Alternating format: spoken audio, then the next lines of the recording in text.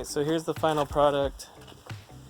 I wired that into there, tightened this off, so it's kind of two spots so that if it gets pulled on, it'll be stop here and here.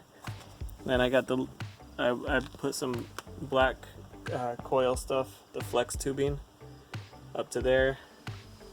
One splits off to this side, actually comes under, up, and then over to this one. I just got a white here and then the brown, or the green brown. I got the white hooked in here. I just used regular electrical wire. I stripped some 14-2. I had a little junction box right here with a bunch of, like, my hub for my trailer. So what I did is put a little electrical box in, and I'm going to screw it here and use this screw from that.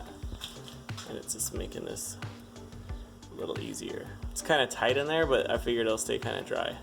Okay, just a quick side note, I'm putting these metal covers on because I figured they'll be pretty strong if the rocks head up and hit them. I guess you could do a metal box here, but plastic's a little easier. You could do plastics, you would probably be okay. But anyway, I had to change these little screws out for some other ones because the ones that it came with, these are just 64 cents a piece. Yeah, so I put a little 1/2 inch thing on here, and this is gonna connect there.